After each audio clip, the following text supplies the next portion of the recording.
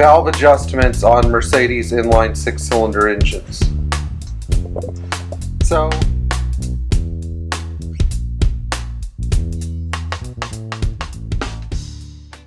So a few years ago we did a valve adjustment on a 280 SL, a video about it. Probably wasn't as clear as it should be, but now we're going to show you how to do this again on this awesome 67 250 SE that has not had a valve adjustment in a long time. So this is basically the same on 180, 127, 129, 130, 100, and 121, and similar Mercedes engines from the era, but those are the principal engines that use this sort of offset valve adjustment system. Anyway, so we're going to begin here by looking at, this is the position I pulled the valve cover off, and we're going to identify which valves we need to adjust or can adjust in this position. What I'm looking for is wiggle room in the rocker, and so far we are lucky enough to have identified 4 valves. Now, how am I going to keep track of those valves? Well, the answer is quite simple. I'm going to put a paint dot on the oiler tube. And anyway, the first valve that we have that's in the upward facing position is the number 1 intake valve. And this valve are supposed to be 0.08 on the intake, and this is in millimeters, and 0.18 also in millimeters on the exhaust side. So this M129 engine uses a 14 millimeter adjuster, and the way that we're going to adjust it is by using this factory tool, but you can use any 14 millimeter crow's foot wrench. And so when I'm done making an incremental adjustment, I need to smack the wrench down. Now, that was almost too tight. It's interesting because it goes in on one side of the valve but not the other.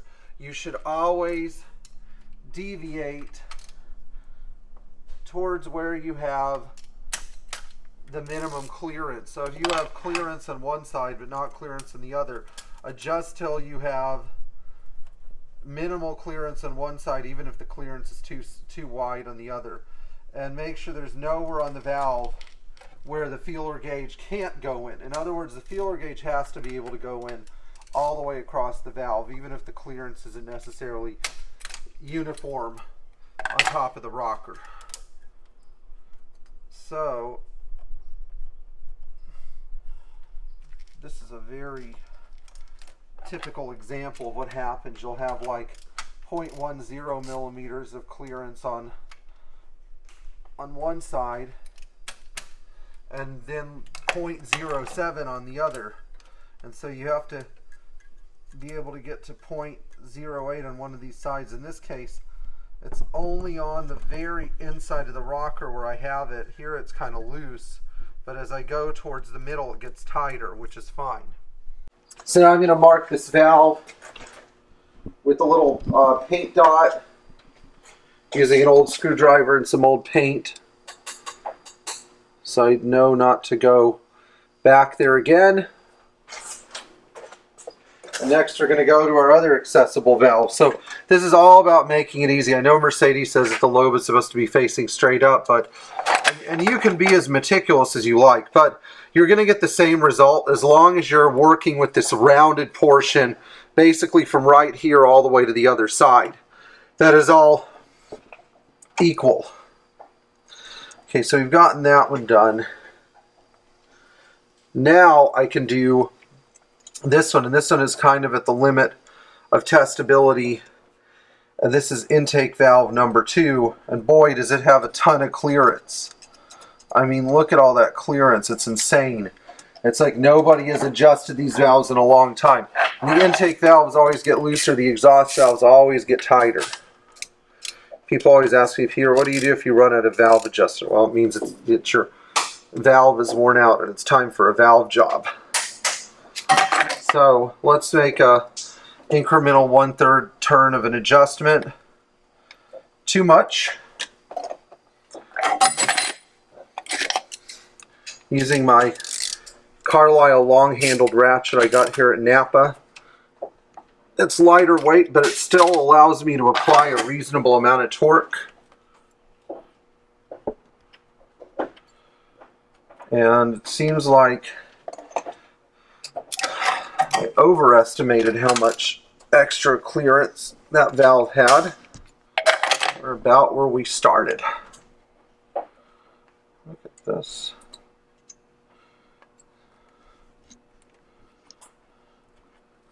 Just starting to get the clearance back in there. So it's interesting how sometimes you can adjust these things. With the intake valves, admittedly, you want to go in really small increments. So I'm going to leave that right there. I expect to have to go back and forth 5 or 6 times, you know, till you get the right clearance. And sometimes that's perfect right there. See, it's tighter towards the middle here where there's more oil being distributed. Then you get towards the outside here and it's like at 0.09 millimeter. But again, that's what we want to do. Again, I'm marking my lobe. And alright, so now we have 2 of the 3 done. Now I'm going to do this exhaust valve. The exhaust valves again are set at 0.18. And this one is super wide, which means that this engine has probably not had a valve adjustment in a long time, or it's running a little rich. Wow. Sometimes the valves will get loose and then they'll get tight again, which is kind of humorous.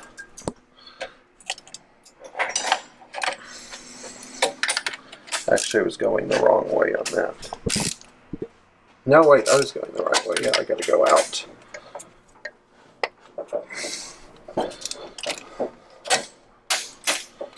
Boom.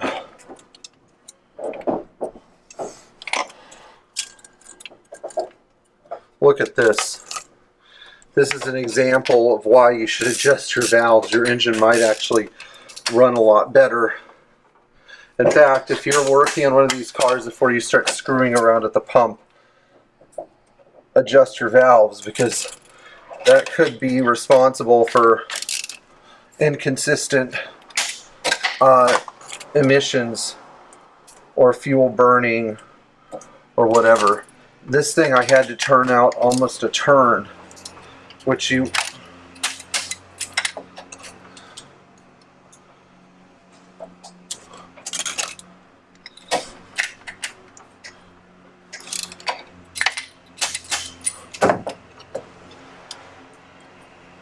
pushing the oil back off of the tab like it's supposed to. And it seems like I picked a really lousy paint for this. I'll try something else. Take this off, but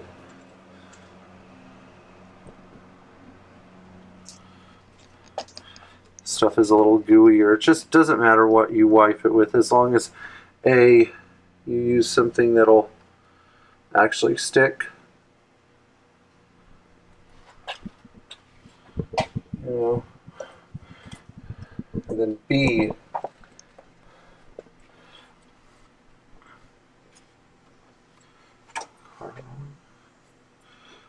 as long as you use something that is visible or stays visible. So this intake valve, again, really loose. I mean, geez, the person who adjusted this must have, you know, another thing is sometimes people misadjust their valves. You have to make sure you get your intake valves right.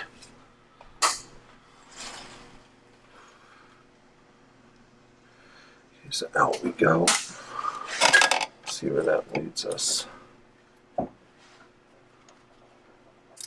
still a little on the loose side. You can actually tell. Start talking. You can actually tell that this valve is way loose because of how far out it's had to be adjusted. Okay, so that was too much. Need to go down. Sometimes it also helps to make a little diagram of your valves.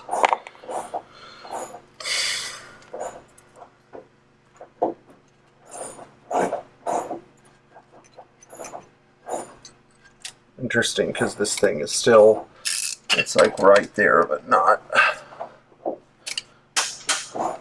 So in a case like this, I just like to still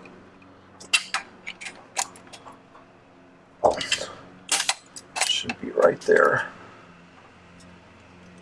Nope.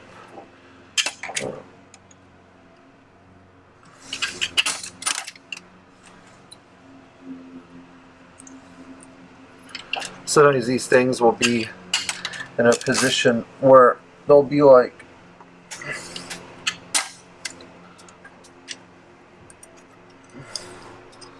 the important thing is you have to be able to get the feeler gauge back in and across, which is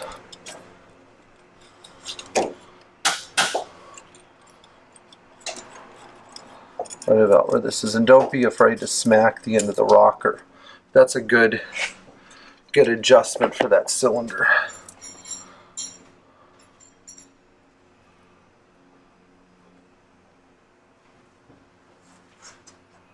Okay, and then next, oops.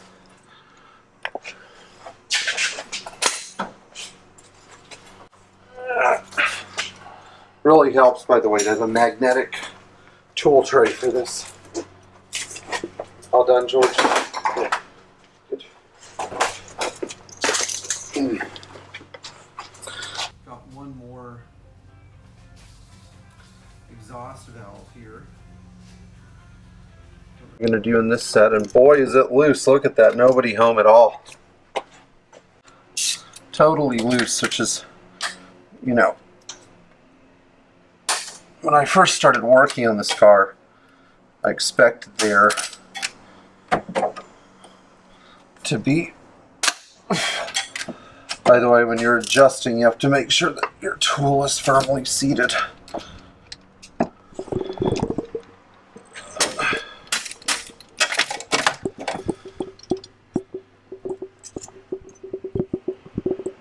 Too far. You're a little too far on that one.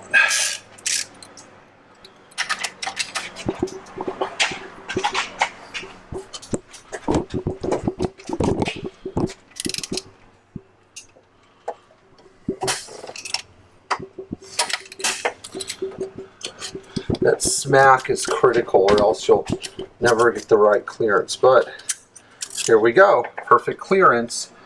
Again, more towards the center this time than the outside.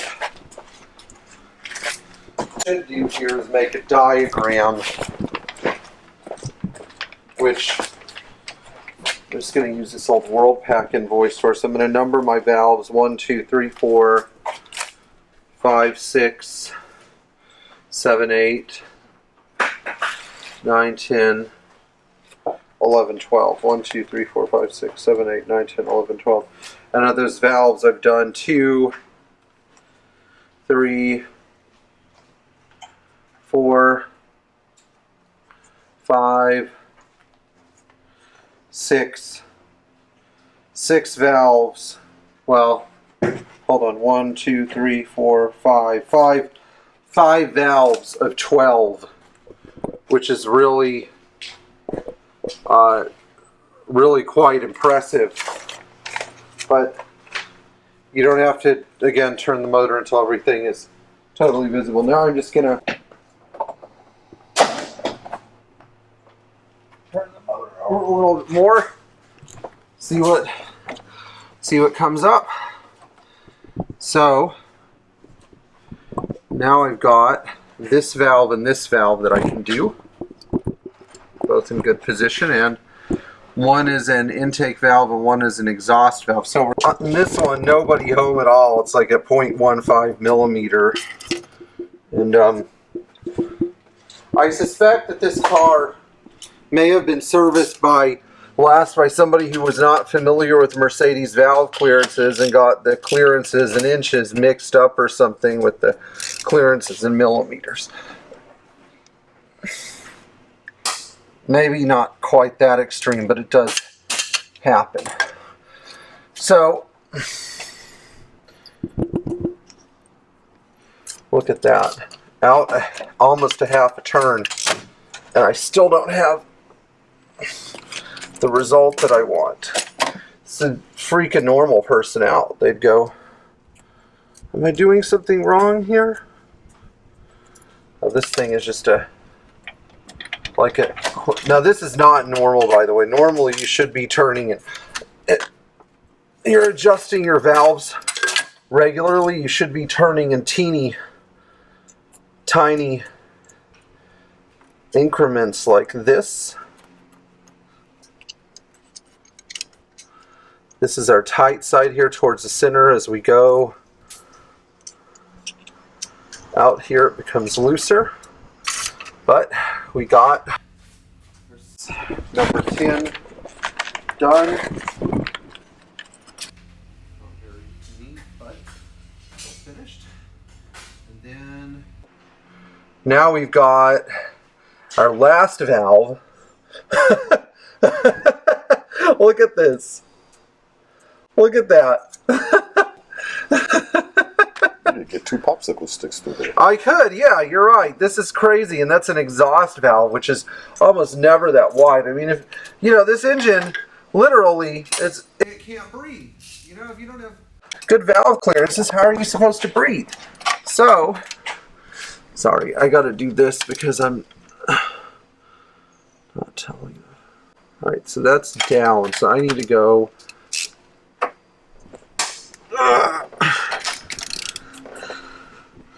I already know that this thing is going to take an epic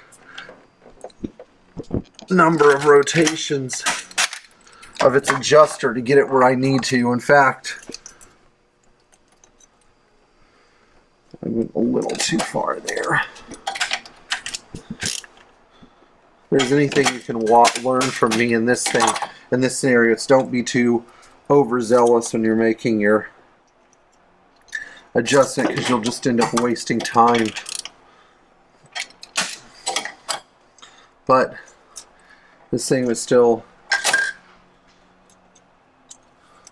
huge. I find it's easier to figure out your parameters.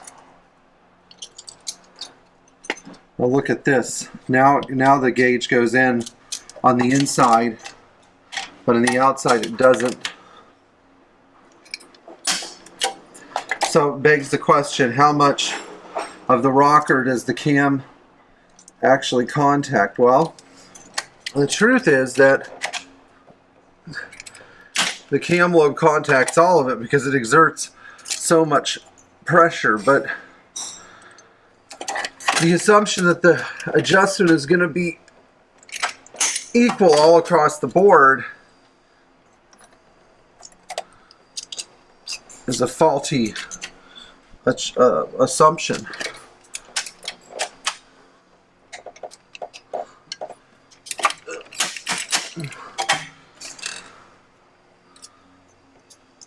Finally, look at that. Inside, perfect. Outside a little on the loose side, but inside is exactly where it's supposed to be. It's tight, but not so tight you can't move it. Alright, so hopefully you guys got the basic picture of how to adjust valves on any of these inline 6-cylinder Mercedes engines. If you have any questions or need any more information on this procedure, leave a comment below and give me a few days to get back to it, and I will get back to it. And in the meantime, enjoy servicing your own Mercedes Benz. Tap the bell for notifications.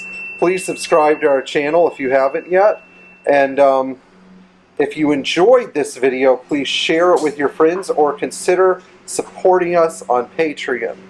Thank you and enjoy your next valve adjustment.